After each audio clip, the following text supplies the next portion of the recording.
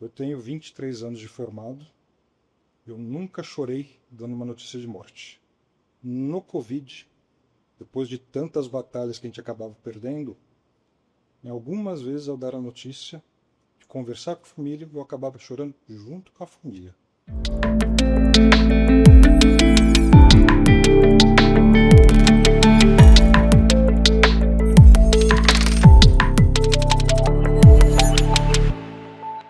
Vamos continuar com nossa número 2 de Memórias do Covid. Nós estamos aqui com o Dr. Paulo Sampaio, que foi um dos pioneiros na região de Sorocaba no tratamento do Covid, no Conjunto Hospitalar de Sorocaba, e que vai continuar a trazer um pouquinho das memórias para que isso fique registrado, inclusive, o que aconteceu nessa fase toda. Dr. Paulo, continuando. Quando é que foi um ano mais difícil? Eu acho que deve ter sido em 2021, que parece que é final de 2020, 2021, onde realmente começou a pandemia, não seria isso?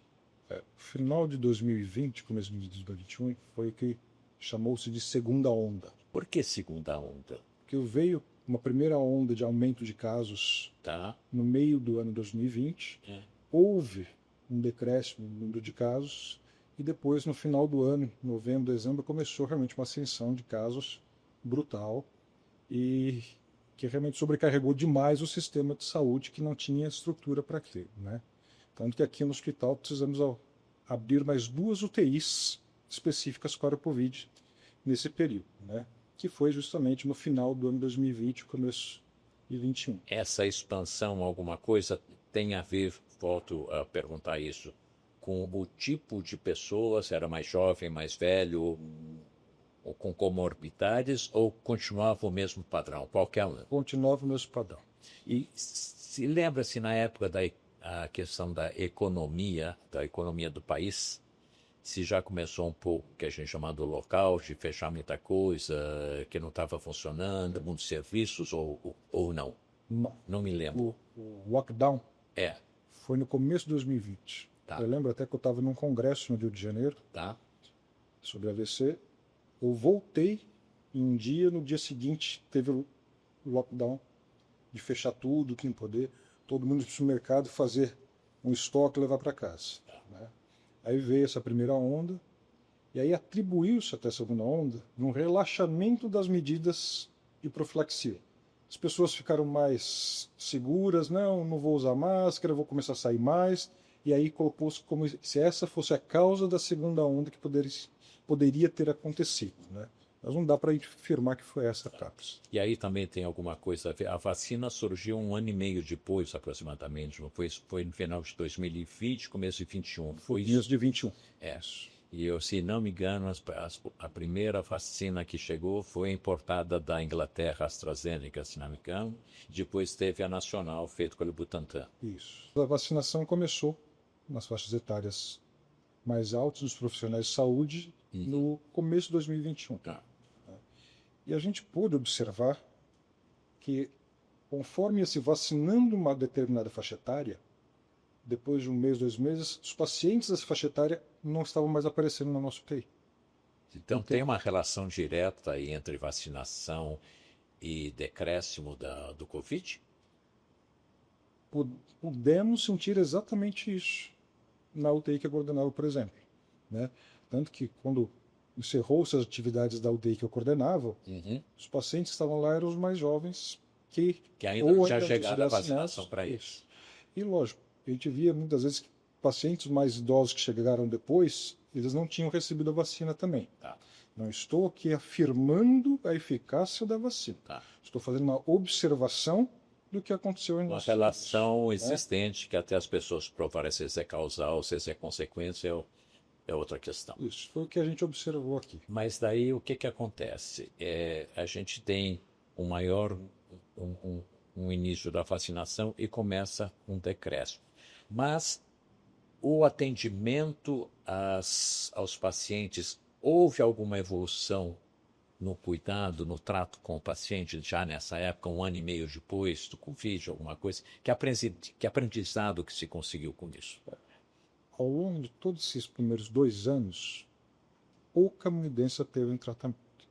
O que se teve foi realmente o uso do corticoide em fase elevada grave, paciente internado, que foi preconizado. Depois começou a surgir um antiviral, que era uma proposta de tratamento.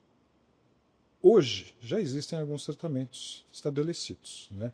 Ou tem antivirais para casos leves, tratamento ambulatorial, até aprovado do Ministério da Saúde, assim como existem algumas drogas chamadas de anticorpos monoclonais, que são como se fossem anti-inflamatórios que vão agir na cascata de inflamação, bloqueando algumas substâncias que o Covid causa de inflamação no organismo, que são indicados para pacientes em casos graves, dependendo de oxigênio dos internados. O que acontece ao final desses tratamentos?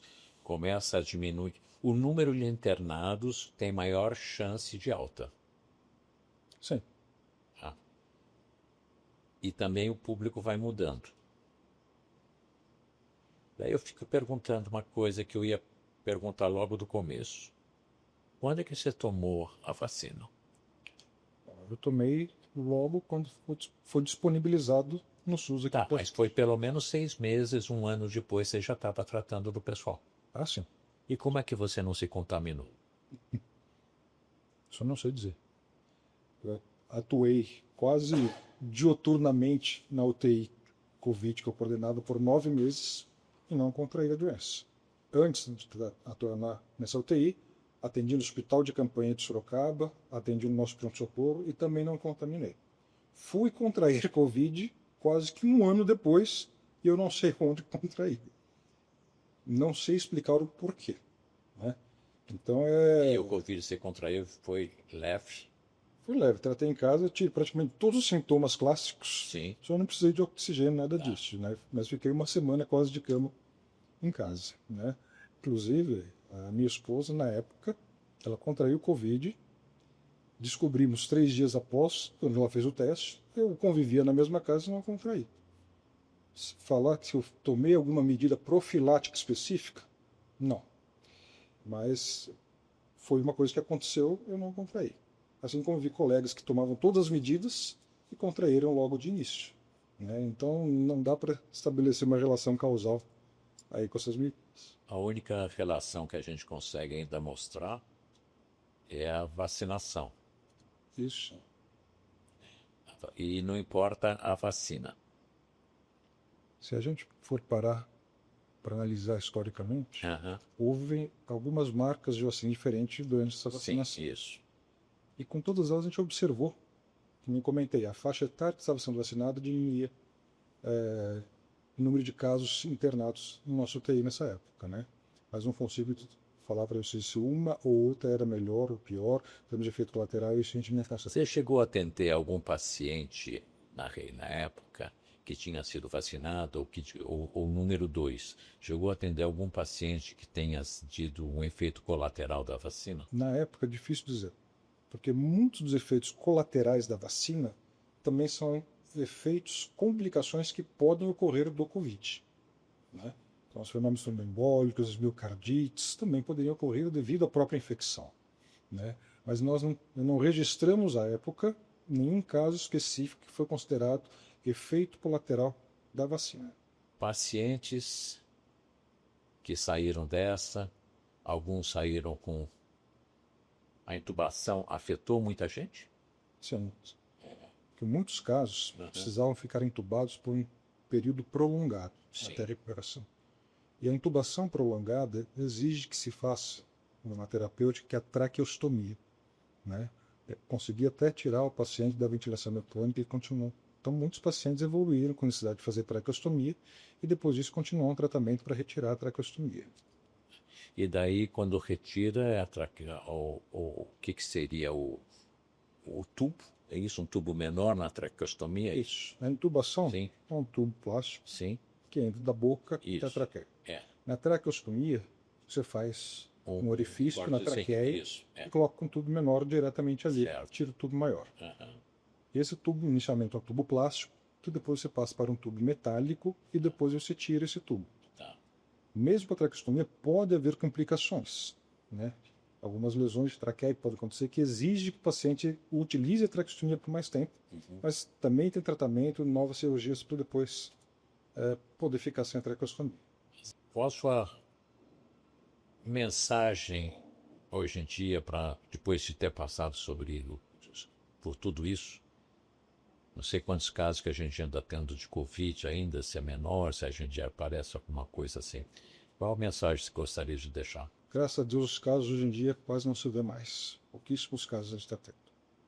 Mas uma coisa que me impactou muito foi ver o quanto as pessoas deixam para depois o falar, eu gosto de você, para o seu familiar, para o seu amigo. E muitas vezes não dava tempo de falar.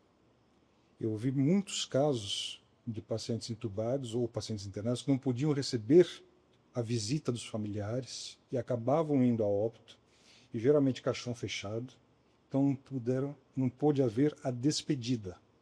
E isso era muito dolorido quando nós, médicos, íamos dar a notícia de morte para esses familiares. Eu tenho 23 anos de formado, eu nunca chorei dando uma notícia de morte.